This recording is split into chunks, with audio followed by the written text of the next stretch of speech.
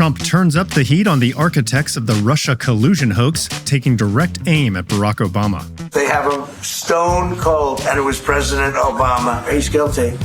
This was treason. Plus, the DOJ and the House have questions for Ghislaine Maxwell. I'm Daily Wire Executive Editor John Bickley with Georgia Howe.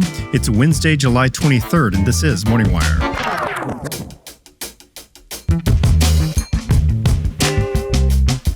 Democrats try to clean up the mess from Hunter Biden's F-bomb-laced interviews targeting those he claims betrayed his father. James Carville, who hasn't run a race in 40 years, and David Axelrod, who had one success in his political life, and that was Barack Obama, and that was because of Barack Obama. And more good news for the economy as business investment surges in the U.S. So really, it's a reindustrialization. It's a manufacturing renaissance. It's what President Trump accurately describes as a golden era. Thanks for waking up with Morning Wire. Stay tuned. We have the news you need to know.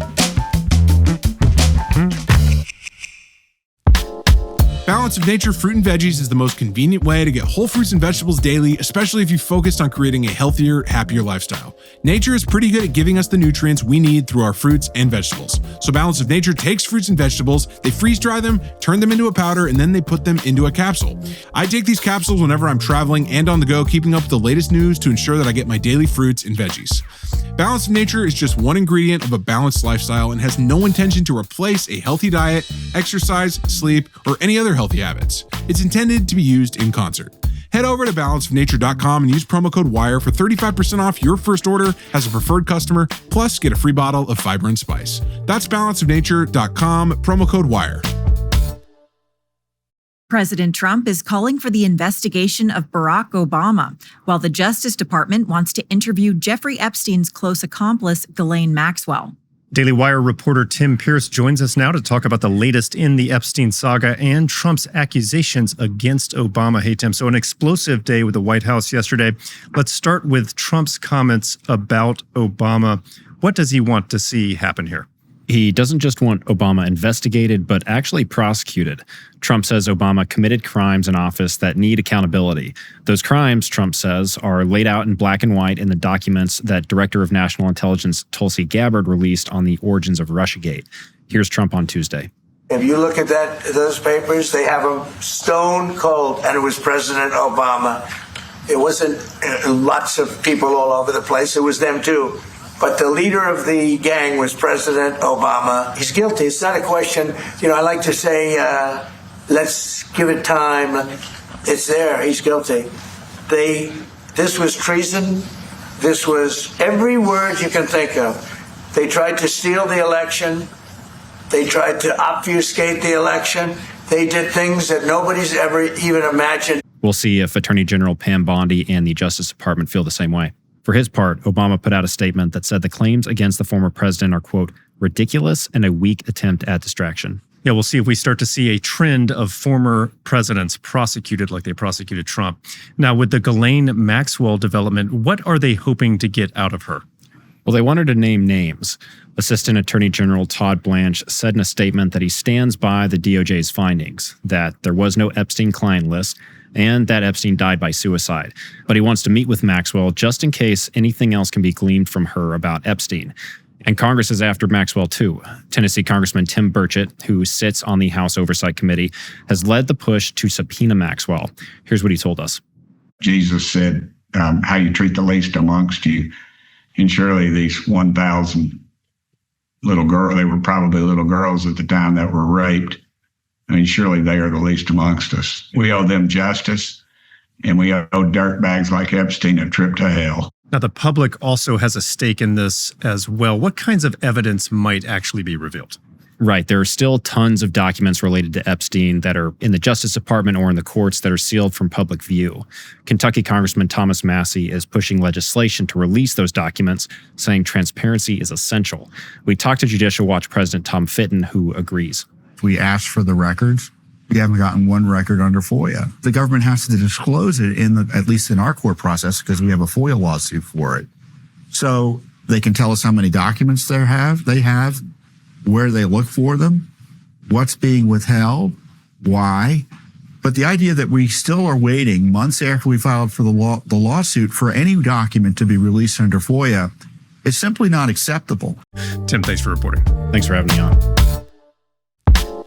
Losing someone close to you can change everything, and it's impossible not to think about what the future holds. The last thing any of us want is for our loved ones to struggle with bills and expenses during an already difficult time. That's where life insurance from Ethos comes in, giving you peace of mind that your family will be protected no matter what. Ethos makes getting life insurance surprisingly simple and affordable. Their completely online platform eliminates the hassle of traditional insurance. No medical exams, no lengthy appointments, just a few quick health questions, and you can get a quote in as little as 10 minutes. You might be surprised to learn that quality coverage can cost as little as $2 a day, and with Ethos, you can customize your policy to fit your budget while still getting up to $3 million in protection.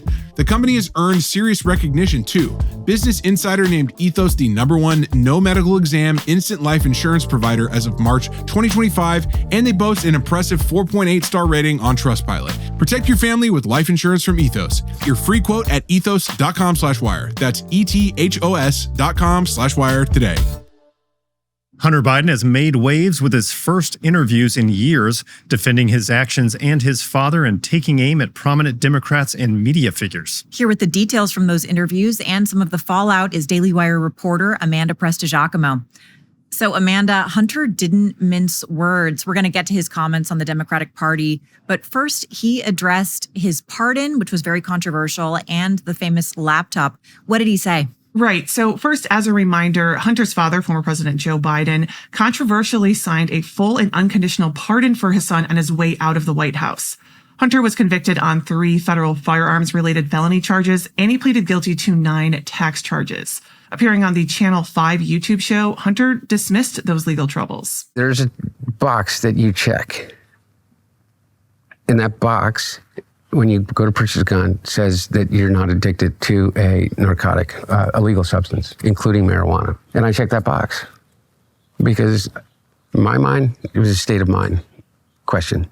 Are you in the moment right now addicted to any illegal drug?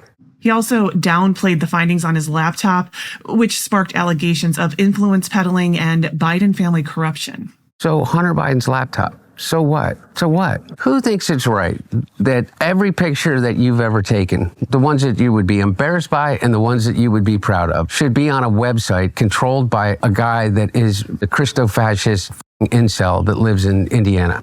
Hunter defended himself and his family when it came to the Burisma scandal. In 2014, Hunter was placed on the board of Burisma, which is a Ukrainian natural gas company, and he was paid an estimated $1 million annually despite having 0 apparent qualifications. But, Hunter said that he was, quote, 100% qualified for that position, and he cited his wealth, his connections, and his educational background. Now, he also vociferously defended his father in this interview. What did he say about Joe Biden being pushed out of the race? Yeah, well, on this topic, no Democrats were spared except for maybe Kamala Harris. He said that Harris was the only person his dad wanted to be nominee, and he said she was a very loyal VP. Now, he did blame former House Speaker Nancy Pelosi for pushing Biden out of the race, and he blamed other top Democrats for not backing Biden, which he says why Democrats lost in 2024. Here's Hunter on the At Our Table podcast. We lost the last election because we did not remain loyal to the leader of the party. That's my position. We had the advantage of incumbency. We had the advantage of an incredibly successful administration. And the Democratic Party literally melted down. Hunter also had a lot of ire for actor George Clooney, who famously wrote an op-ed in the New York Times, basically begging Biden to bow out of the race after that disastrous debate performance. Him and everybody around him are not to be fucking nice. He's got a really great place in Lake Como, and he's great friends with Barack Obama.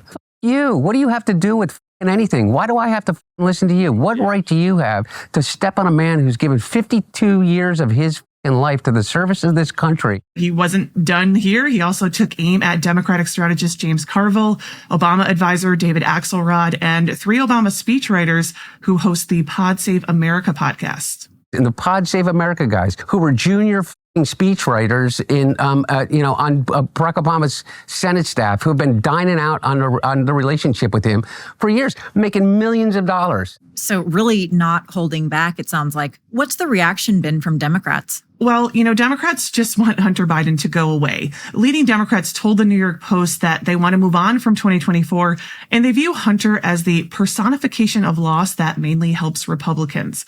Carville also happened to publish a New York Times op-ed on the same day Hunter's Channel 5 interview was released, and he acknowledged the mass disunity in the Democrat Party, and he tried to get Democrats to look forward and unite for the midterm campaigns by, rallying around repealing Trump's big, beautiful bill. And there was also a direct reaction from those junior Obama speechwriters on their Pod Save America show. You were on the board of Burisma because of who your dad is. And that is what people hate about Washington. You were a liability. You should be ashamed. Well, it sounds like the gloves are off from the Biden camp. Amanda, thanks for reporting. You're welcome. As President Trump continues to negotiate trade deals, new data shows a significant spike in domestic manufacturing investment. Daily Wire senior editor Cabot Phillips is here to break it all down for us, Cabot. So let's start with these numbers that the White House is really excited about. Tell us about this. Yeah, and for good reason. President Trump campaigned on a promise to bring about a new golden age of manufacturing. And a new report from the Federal Reserve shows real progress on that front. This week, we saw fresh evidence that American businesses are pouring near record amounts of money into capital expenditures, or CapEx. Specifically, they're investing in producing new business equipment, which economists view as a positive indicator for future growth. Essentially, it means that American businesses are ramping up to make more stuff here in the U.S. So let's look at the numbers. Last quarter, there was an 11% increase in business equipment production. That comes after a quarter that saw an enormous 23% spike. If you exclude the pandemic, those numbers represent the strongest 6-month period in nearly 30 years. Wow. And more broadly, overall capital expenditures are up 16% since President Trump took office. All right, so what's driving all of this flurry of investments? Yeah, for more on that, I spoke to Joe Lavorgna, a senior counselor to Treasury Secretary Scott Bessent. We think that is a result of the One Big Beautiful Bill, which had retroactive expensing to Inauguration Day.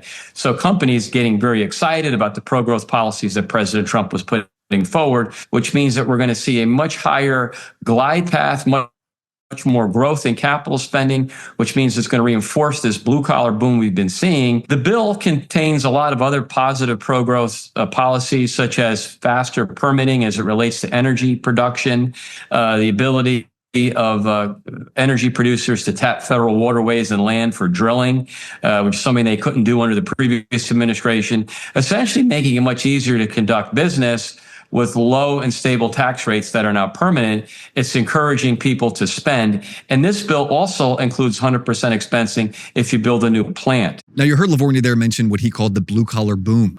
To that point, in the last 6 months, real wages for hourly workers have gone up nearly 2%. Now, doesn't sound like a lot, but that is actually the strongest growth for a president's first 6 months in more than 60 years. Republicans say it's the result of deregulation and also border enforcement, as companies have been forced to cut their reliance on illegal immigrant labor. Yeah, it makes some sense there. Now, the White House also got some big news about foreign investment in the U.S. Tell us about that. So on Tuesday, European pharmaceutical giant AstraZeneca announced plans for a $50 billion investment in manufacturing and research facilities here in the U.S. The company reportedly made that move to avoid President Trump's looming tariffs on pharmaceuticals coming in from other countries. AstraZeneca now joins a growing list of companies who've poured trillions of dollars in new investments into the U.S. Again, Lavorgna says that is the result of Trump's big, beautiful bill. Now, we mentioned tariffs there. What's the latest on those negotiations? Well, the White House says that they're still in active talks with dozens of countries, and time is really running out ahead of that August 1st deadline. Right. And on Tuesday, we saw a major breakthrough with one of our largest trading partners in Asia, the Philippines. After a White House visit from the country's president, Donald Trump announced that a trade deal had been reached with the country's, quote, going open market with the United States and zero tariffs. The Philippines will pay a 19% tariff. Trump added that in exchange, the U.S. would, quote, work together militarily with the Filipinos. But when it comes to trade, all eyes remain on China. Treasury Secretary Scott Bessent is heading to Sweden next week for another round of trade talks with Beijing. But it seems the deal is still a ways off. as he implied Tuesday that he would be looking to work out an extension on the tariff pause that's set to expire in 3 weeks. Well, no one expected that negotiation to be easy. It has not been easy so far. Kevin, thanks for reporting. Absolutely. Thanks for waking up with us. And if you're watching on YouTube, please like and subscribe. We'll be back later this evening with more news you need to know.